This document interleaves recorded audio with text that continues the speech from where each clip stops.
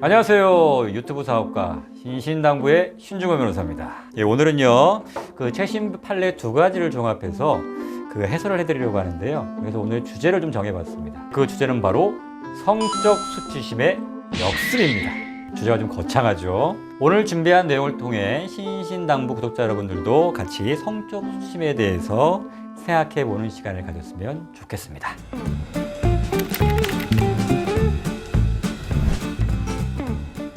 본격적인 이야기에 앞서서 그러면 최근에 제가 아는 분에게 받은 질문이 하나 있습니다. 판례하고 판결하고 뭐가 다른 거예요?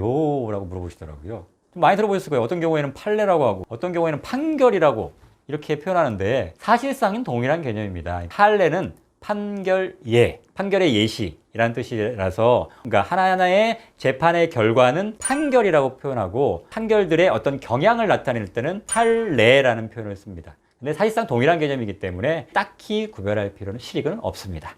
제가 지난 라이브 방송에서는 그 신천지 이만희 총회장에 대한 무죄 판결 선고에 대해서 해설을 좀 해드렸었습니다.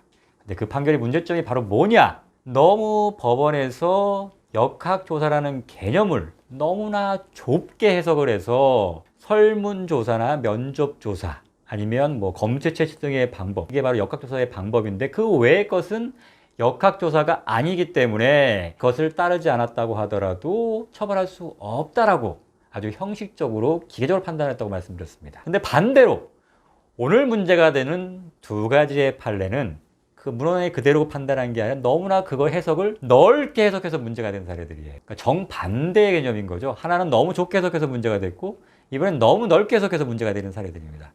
어떠한 사례들인지 한번 구체적으로 살펴보도록 하겠습니다. 먼저 첫 번째 사례입니다. 이거 작년이죠. 2020년 12월경에 나온 대법원 판결입니다. 원심 판결, 항소심 판결은 무죄를 선고했었는데 대법원에서는 유죄 취지로 파기했던 판결입니다. 많이 들어보셨을 겁니다. 일명 헤드락 판결입니다. 헤드락 판결이 뭐냐? 그럼 우선 사실관계를 우선 간단하게 살펴볼게요. 아마 이 기사에서도 많이 보셨을 텐데요. 그 피고인 A는 음식점에서 자신이 대표로 이사로 있는 회사의 직원인 B씨, 그 다음에 그 거래처 직원 등과 함께 회식을 하고 있었습니다. 그 중에 이제 B씨의 같이 했던 그 직원 B씨의 결혼 여부에 대해서 얘기를 하다가 갑자기 헤드락을 걸었어요. 그러면서 주먹으로 B씨의 머리털을 주다리에 때리고 그 다음에 또 대화를 하다가 다시 또 양손으로 피해자의 머리카락을 잡고 흔들고 그 다음에 피해자의 어깨를 막 때리고 이렇게 해서 피해자를 강제추행했다는 혐의로 기소했던 사안입니다. 1심에서는 이거에 대해서 유죄를 선고했어요. 근데 반전이 일어났죠. 항소심에서 1심 판결을 파기하면서 무죄를 선고했어요. 그 이유가 뭐냐면 첫 번째가 이제 피고인이 한 행위, 뭐 헤드락을 걸고 어깨를 때리고 머리카락을 막 잡아 흔들고 이러한 행위는 성적 의도가 있는 행위가 아니다라는 거죠. 그래서 이거는 단순히 연봉 협상 진행 중인 상태에서 이직을 염려하던 차에 이러한 행동을 한 것이기 때문에 성적인 것과는 전혀 관계가 없다. 두 번째 이유는 여기 식당이다. 이거는 뭐 공개된 장소 아니냐. 그 다음에 거기 그 자리에는 이 둘뿐만 아니라 여러 명 다른 사람도 있었다. 이런 자리에서 성적인 행동을 한다는 게 말이 되냐. 세 번째가 머리나 어깨는 이 사회통념상 성과 관련된 부위가 아니다. 머리 때리고 성적 이게 뭐 폭행은 될지 모르겠지만 이게 어떻게 성적인 거와 관련돼 있겠냐. 그 다음에 피해자가 느꼈다는 감정이라는 게 이게 성적 수치심이 아니라 모멸감이나 불쾌감에 불과하다. 그렇기 때문에 이러한 경우까지도 추행이라고 볼 수 없다라고 해서 1심 판결을 파기하고 무죄를 선고했습니다. 여기까지 보면 그런대로 이해가 간다. 근데 여기서 이제 반전이 다시 또 한 번의 반전이라고 합니다. 대법원에서 작년 12월 이거 유죄 취지로 파기하는 판결을 선고했는데 이게 완전히 반대되는 판결을 선고하고 있어요. 뭐냐면 첫 번째가 이게 헤드락을 하는 행위는 어차피 성과 관련된 성적 의도가 없는 행위라고 항소심에서는 봤는데 대법원은 뭐라 봤냐면 이거는 객관적으로 봤을 때 일반인에게 성적 수침을 주는 행위다. 그 다음에 혐오감도 일으키고 그 때문에 성적 도덕관념에 반하는 행위이기 때문에 이로 인해서 피해자의 성적 자유를 침해했다. 그 다음에 두 번째가 성적 의도라는 거는 그 성관계나 스킨십만을 의미하는 게 아니다. 예를 들면 자기의 남성성을 이렇게 막 부각시키면서 여성성을 이렇게 막 억압하는 행위 자체도 일종의 성적 의도를 가지고 한 행위다. 그러니까 이게 사실은 굉장히 문제가 되는 포인트 중에 하나예요. 그 다음에 이 모멸감이나 불쾌감도 사회통념상 인정되는 성적 수치심의 일종이다. 이렇게 본 겁니다. 그 다음에 공개된 장소이거나 아니면 다른 사람들이 있다는 점이 이게 뭐 중요한, 이게 뭐 성적 의도가 있었는지 판단하는 그런 고려 요소는 아니다. 이렇게 본 거죠. 이게 좀 이해 가시나요, 이제? 같은 행위를 어떻게 보냐에 따라서 항소심에서는 무죄가 되고 대법원에서는 유죄가 되는 거죠. 두 번째는 지난번에 그 매불쇼에서 잠깐 언급했던 건데, 레깅스 판결입니다. 그러니까 레깅스는 일상복. 그렇지만 그걸 촬영한 것은 성범죄라는 판결이었죠. 사실관계를 간단히 살펴보면 레깅스 바지를 입고 피고인과 같은 버스에 승차하고 있던 피해자의 엉덩이 부위 등을 그 하반신 부분을 동영상으로 8초 정도 촬영했던 거거든요. 동영상 촬영. 그래서 이게 성폭력 범죄의 처벌 등에 관한 특례법 카메라 등 이용 촬영죄로 기소됐던 사안이죠. 마찬가지로 이것도 1심에서는 유죄가 선고됐었는데 항소심에서는 반대로 무죄 판결을 선고했었죠. 앞에서 봤던 사례와 거의 동일한 형식으로 진행됐던 그런 사례입니다. 뭐라고 했냐면, 특별히 이게 레깅스라는 게 노출된 패시 의상이 아니다. 노출되어 있는 건 다 가려져 있고 목 부위라든가 발목 정도뿐이지 이게 전체 노출된 부위가 없다. 그다음에 두 번째가 이게 뭐 전체적인 모습을 촬영한 것이지 뭐 어디 부분을 특정해서 클로즈업하거나 이러지는 않았다. 그 다음에 뭐 각도나 이런 걸 보더라도 특별히 얻은 부분을 부각시키려는 의도는 없었다. 레깅스는 당시에 일상복이지 않냐. 비슷한 연령 때 많은 사람들이 입고 있던 옷이다.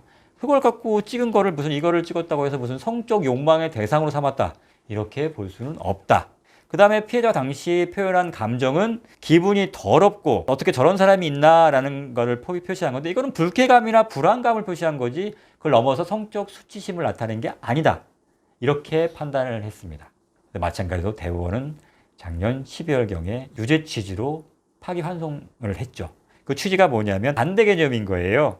여기서 카메라 등 이용 촬영죄의 경우에서 보호하려는 건 성적 자유인데, 이 성적 자유라는 게 무슨 뜻이냐. 내가 내 의사에 반해서 성적 대상화가 되지 않을 자유라는 거예요. 그러니까 함부로 나를 네가 성적 대상으로 삼는 건 그거 자체가 범죄라는 거기 때문에 그걸 보호하기 위해서 이 죄를 처벌한다. 이런 뜻이라는 거죠. 그 다음에 두 번째가 중요한 건데, 이게 바로 성적 수치심을 느꼈을 때 나타나는 반응들은 여러 가지라는 거예요. 그게 분노도 있을 거고 상실감도 있을 거고 모멸감도 있고 여러 가지 형태의 감정으로 나타난다는 거죠. 그래서 뭐 모멸감이나 불쾌감을 느꼈다고 하더라도 이 자체가 바로 성적 수치심이라는 거예요. 두 판례 다 마찬가지로 앞서 본 사례에서의 대법원 판결도 마찬가지지만 지금 본 판결도 마찬가지로 성적 수치심이라는 단어를 쓰고 있어요. 이게 굉장히 중요한 개념이에요. 레깅스 판결에서 카메라 등 이용 촬영죄 법조문을 살펴보면 어떻게 되어 있냐면, 카메라나 그 밖에 유사한 기능을 갖춘 기계장치를 이용해서 성적 욕망 또는 성적 수치심을 유발할 수 있는 사람의 신체를 그 의사에 반해서 촬영한 경우에 처벌한다. 이렇게 되어 있어요. 뭐라고 했어? 아까 좀 전에 성적 수치심을 유발할 수 있는 부위를 촬영한 경우, 사람의 신체를 촬영한 경우, 이렇게 돼 있단 말이에요. 그러니까 성적 수치심이라는 게 법조문의 하나의 요건으로 규정되어 있어요.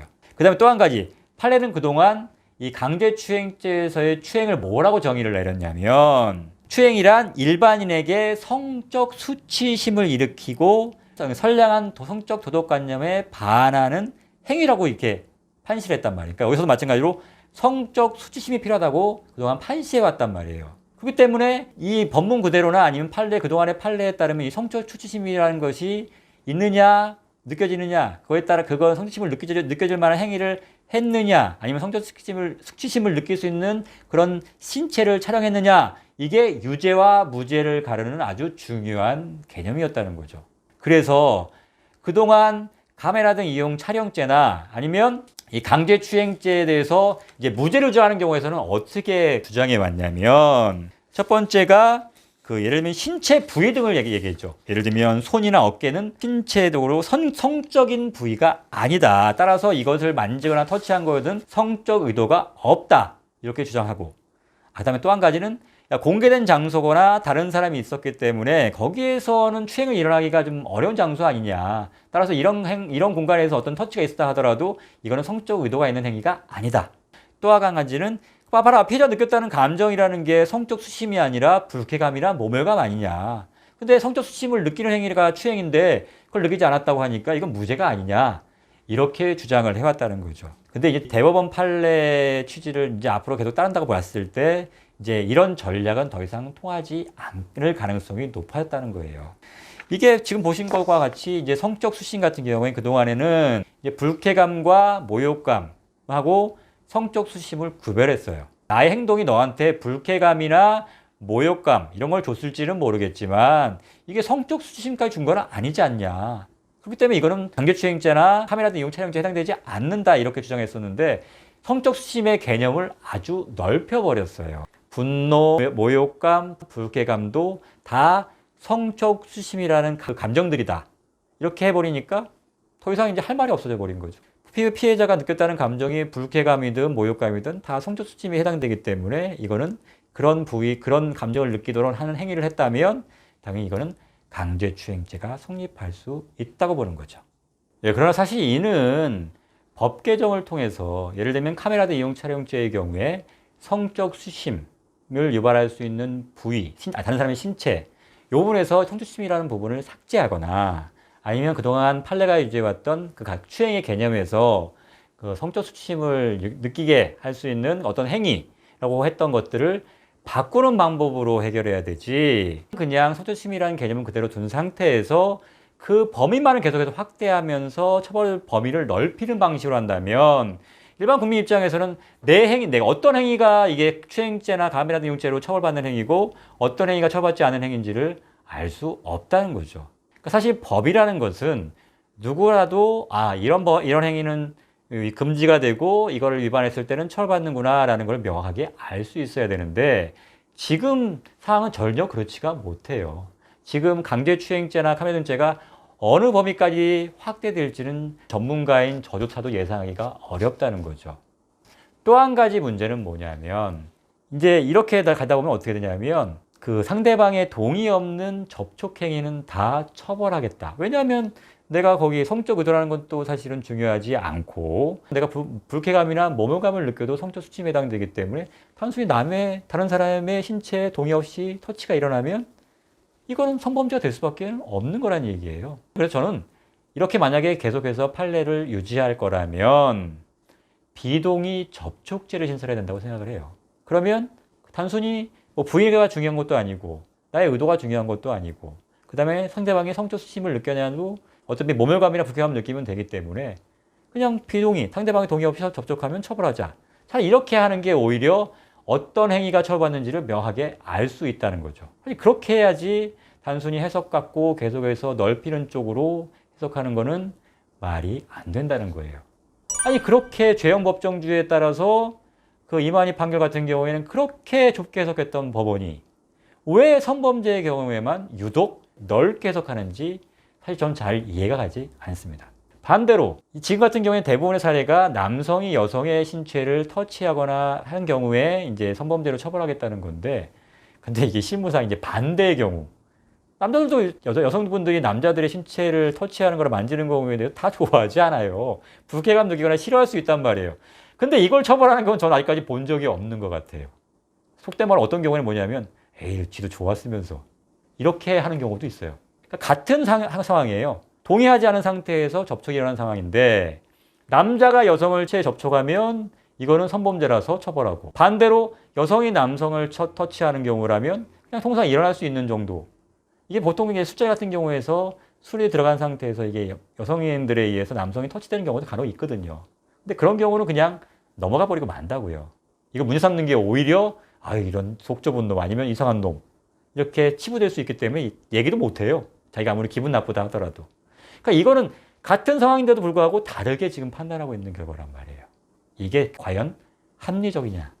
저는 아니라고 본다는 거죠. 최근에 대법원에서 항소심에서 무죄였던 거를 유죄로 파기하는 그 대법원 판결이 관심을 가질 만한 판결이 두 가지가 있었는데 뭐였냐면 그 양손으로 그 후배 왼손을 잡고 엄지손가락으로 손등 부분을 10초가량 문지른 행위. 그 다음에 회식이 끝난 뒤에 이제 모텔에 가자라고 하면서 여직원의 손목을 잡아 끈 행위. 이걸 모두 항소심의 경우에는 무죄라고 했었는데 이거를 다 파기하고 유죄라고 판시했다는 거죠. 과거에는 성적 수침을 느끼지 않는 그런 부위라든가 행위라고 해서 무죄를 받았던 것이 모멸감이나 불쾌감도 다 성적 수침을 느끼는 감정들이고 부위에 따라 성적 수침을 느끼는 게 달라지는 게 아니라고 해서 오히려 반대로 성적 수침이라는 용어를 써가면서 유죄로 보고 있다는 거죠. 그래서 제가 제목을 성적 수침의 역습으로 잡았던 겁니다. 이제 좀 이해 가시나요? 왜 제가 제목을 그렇게 잡았는지. 따라서 현재 대법원의 판례 취지대로라면 성범죄에 있어서는 접촉이나 촬영한 신체 부위에 따라 성적 의도가 판단되지 않고요. 성적 수침은 다양한 감정으로 표출되기 때문에 뭐 분노나 모멸감, 그다음에 불쾌감 느꼈다고 해도 다 이거는 그 성인지 감수성의 관점에서 봤을 때나 아니면 이런 감정적인 부분으로 봤을 때 그 유죄로 판단의 근거로 삼을 수 있다. 따라서 상대방의 동의 없는 신체 접촉이나 촬영은 절대 해서는 안 된다. 그렇게 해서는 소위 말하는 좆된다. 이렇게 결론을 내릴 수 있겠습니다. 오늘의 신신당부. 상대방의 동의 없는 신체 접촉과 촬영은 절대 해서는 안 됩니다.